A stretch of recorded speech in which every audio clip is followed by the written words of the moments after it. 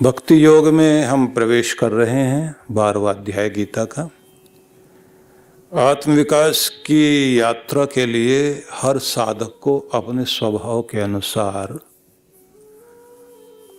अपनी बुद्धि, अपना मन और अपनी प्रतिभा के अनुसार, अपने आंतरिक रुचि के अनुसार एक प्रधान महत्वपूर्ण मार्ग को चुन लेना चाहिए, चाहे कर्म योग, चाहे ज्ञान योग, चाहे भक्ति योग। जिसमें आपकी रुचि हो, जिसमें आपका टैलेंट साथ दे, स्वाभाविक रूप से जिधर आपकी ऊर्जा बह सके, उस मार्ग को चुन लीजिए। दूसरी बात आप सबको ये ध्यान रखनी है, ईश्वर के एक रूप को, एक नाम को आप अपने मन में निश्चय करें और उसमें दृढ़ता अपनाएं, जिसे कहते हैं इष्ट देव का निर्धारण। इसी से गति होगी। एक पंथ चाहिए चलने के लिए, एक पंथ, एक कंथ, एक ग्रंथ, एक मंत्र, एक संत। तो इसका नियम ये होता है कि एक ही रास्ते पर चलकर तो पहुंचोगे, चौराहे पर खड़े होकर सारे रास्तों पर तो दौड़ नहीं सकते आप।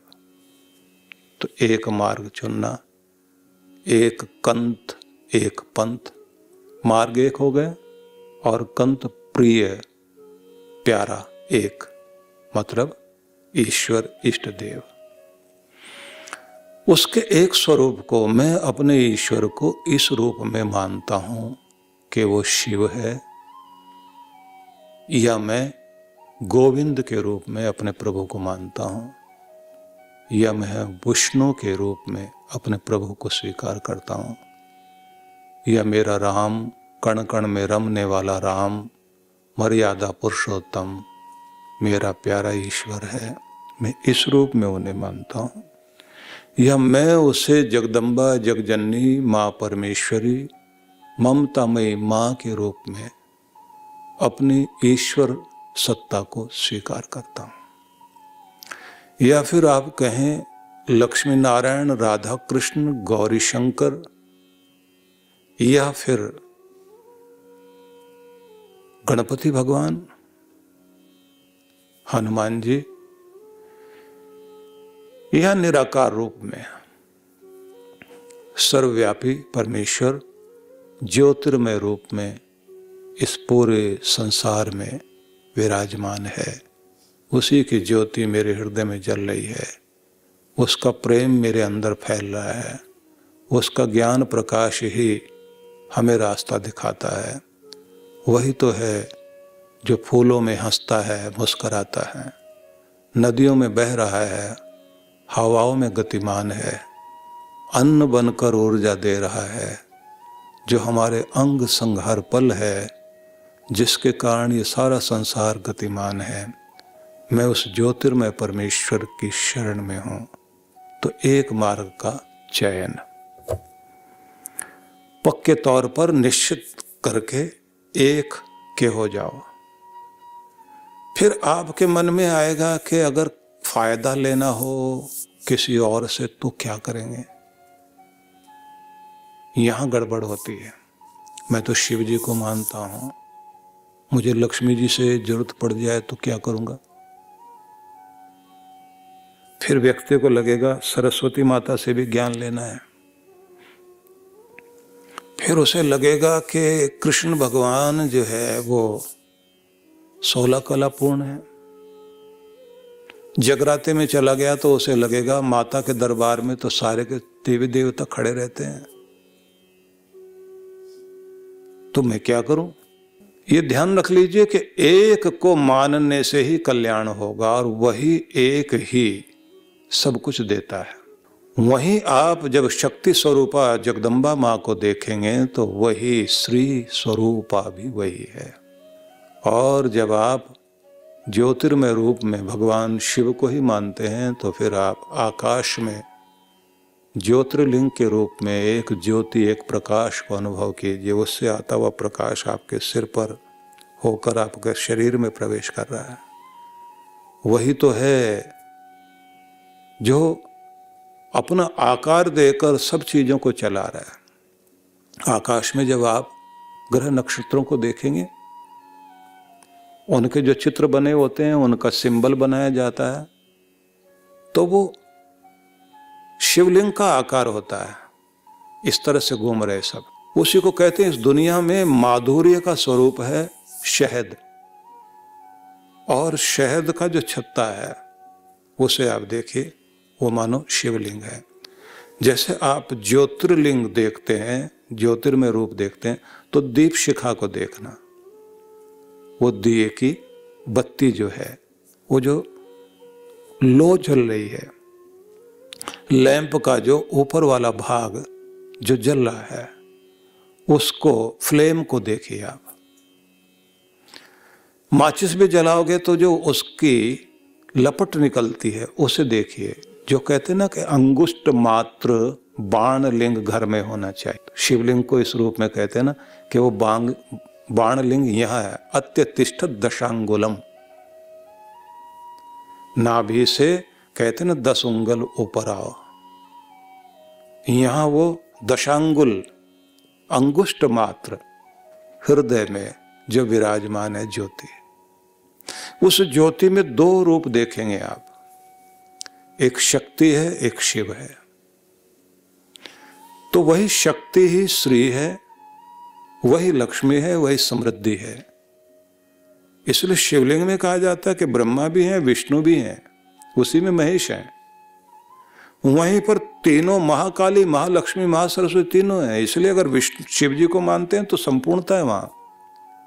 नारायण भगवान को अगर आप मानते हैं तो उसी रूप में मानिए, लेकिन फिर आपको ये ध्यान रखना पड़ेगा कि आपके पास उनको आकार रूप में पूजने के साथ साथ उनको ज्योतिर रूप में भी पूजना है, अंदर ऐसे अनुभव करना है।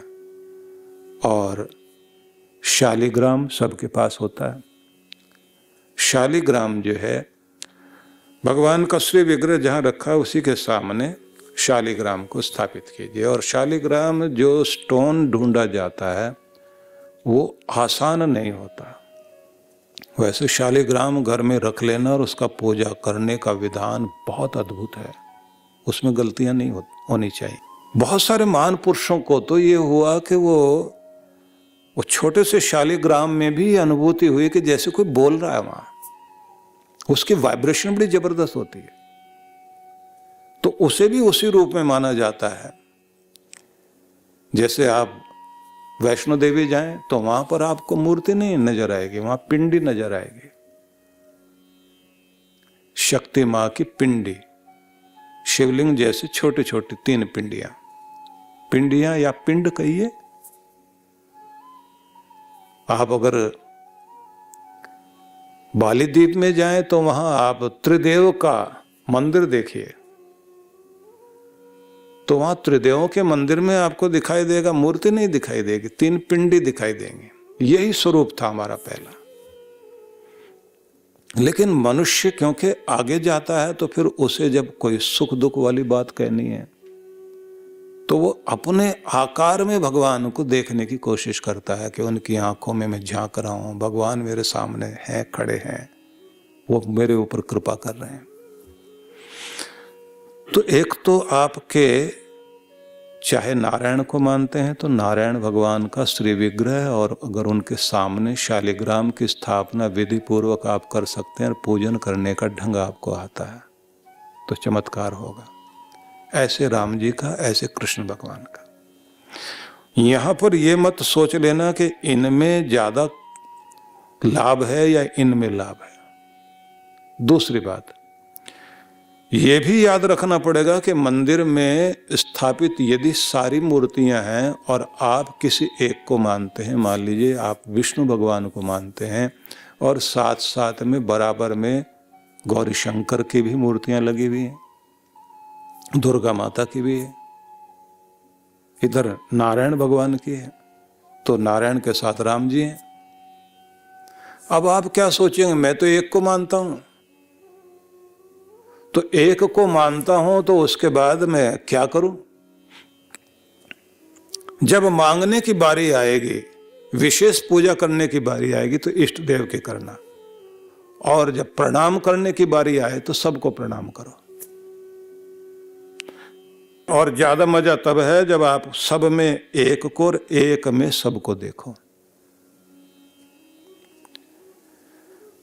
पूजन सबका कर लीजिए, प्रणाम सबको कीजिए। जैसे एक पत्नी अपने पति से ही मांगती है, पुत्र अपने पिता से ही मांगता है, आपका अधिकार अपने इष्ट देव से ही मांगने का, वहां मांगिए। बाकी अगर गिफ्ट कोई और देते हो तो ले लो। कृष्ण भगवान भी गिफ्ट दे रहे हो, ले लीजिए। हाँ, कभी कभी कृष्ण भगवान गड़बड़ जरूर करते हैं। आप शिव जी को पूज रहे हैं, आपको जो है आंखें बंद करके बैठे हैं, तो कृष्ण भगवान आ जाएंगे बीच में और झांक कर जाएंगे। अब आपको लगेगा कि मैंने तो बुलाया उनको था, ये कहां से आ गए। अब अगर ऐसे झलक देने के लिए आए तो फिर ये मत समझना कि आप जो है उनको हटाओगे। उनको भी प्रणाम करना और ये कहना कि यही तो बताने आए हो कि मैं और शिव अलग नहीं, एक ही रूप है। प्रभु मैं आपको प्रणाम करता हूं, इस रूप में उन्हें प्रणाम करना। लेकिन एक में निश्चय तो चाहिए। जब तक एक में निश्चय नहीं होगा आपकी गति हो ही नहीं सकती। गोस्वामी तुलसीदास जी महाराज बोल तो जरूर गए बाके बिहारी के मंदिर में कि तुलसी मस्तक तब नमे जब धनुष बाण लो हाथ, लेकिन स्वयं उन्होंने ही तो शिव की स्तुति भी की है। नारायण के स्वरूप को, राम के स्वरूप को पूजा।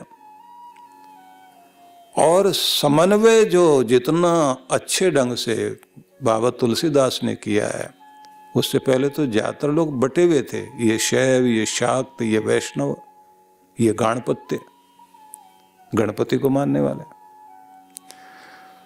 तो भी मैं आपसे कहूंगा कि एक जगह पर अपने आप को स्थिर कीजिए और वहीं से आपको सब कुछ मिलेगा। हाँ, बीच बीच में त्योहार आएंगे। शिव को मानने वाले लोगों को यह ध्यान रखना पड़ेगा, जब रामनवमी आएगी तो राम जी की उपासना करिए। वही 9 दिन, नवरात्रे आ रहे 9 दिन, वैसे ही आपने जो है दुर्गा माता की उपासना करनी है। लेकिन नित्य नियम जो है अपना शिव जी का नहीं छोड़ना। कृष्ण जन्माष्टमी आएगी तो 8 दिन आप अपना नियम बना लीजिए। वैसे तो 16 दिन का होता है। 16 दिन 16 कलाओं का पूजन करना, तब कृष्ण भगवान की भक्ति पूर्ण होती है। तो विषय न बदल जाए, इसलिए मैं आपको फिर वहीं लेकर चलता हूं कि एक पंथ, एक कंत, फिर एक ग्रंथ। एक ही ग्रंथ मतलब एक विचारधारा को आप अपने जीवन में स्थिर कर लीजिए।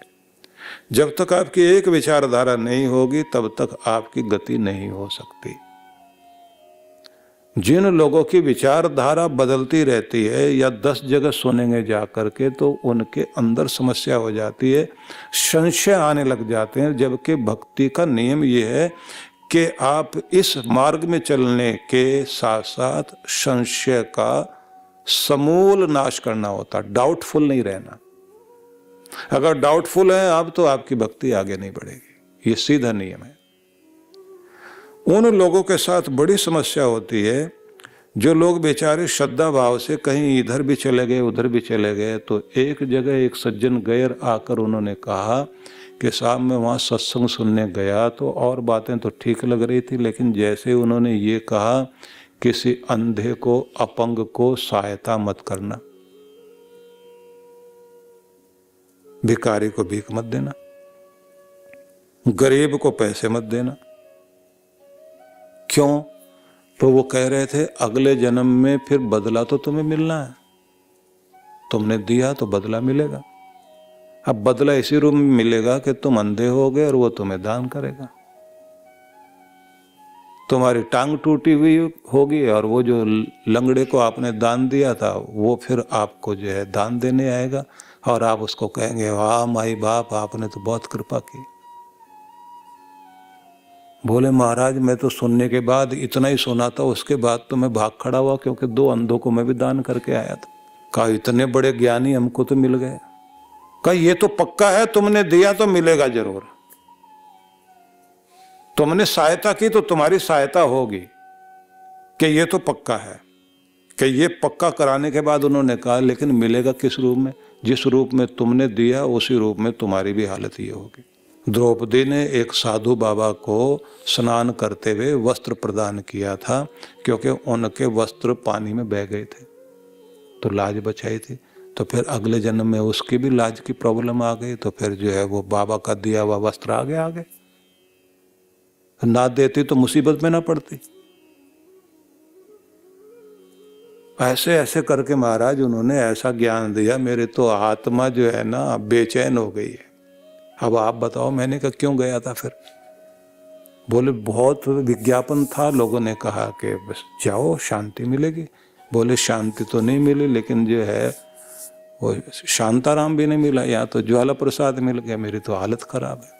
अब आपको बेचैन कर दिया ना किसी व्यक्ति ने, और लॉजिक देते हैं ऐसे मूर्खता वाले।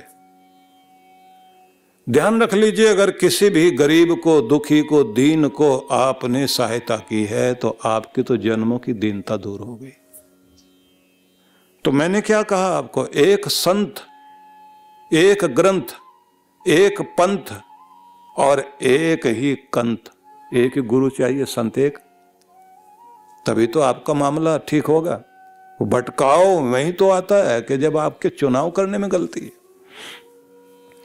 और गुरुजनों का कार्य है कि जहां उनके बात से दिमाग भी हिले, मतलब लॉजिक, तर्कपूर्ण सारी चीजें हों और भावपूर्ण हो, हृदय भी ग्रहण करे, और प्रैक्टिकल तो हो ही चीज, सार्वभौमिक भी होनी चाहिए कि सारी दुनिया के हिसाब से आप उस नियम को जोड़ के देखिए। अगर वो घटता है और ऐसा बताने वाला कोई व्यक्ति है तो समझ लेना चाहिए कि आपका सौभाग्य सामने आ गया, अब सिर झुकाने का समय है और वहां समर्पण करना चाहिए। तो निवेदन करना चाहता हूं, आत्म विकास की यात्रा के लिए अपने स्वभाव के अनुरूप, अपने मन और बुद्धि की रुचि के अनुरूप, अपनी प्रतिभा के अनुरूप आपको एक प्रधान मार्ग अपनाना पड़ेगा, चाहे ज्ञान योग का, चाहे ध्यान योग, भक्ति योग, या फिर आप कर्म योग को अपना सकते हैं।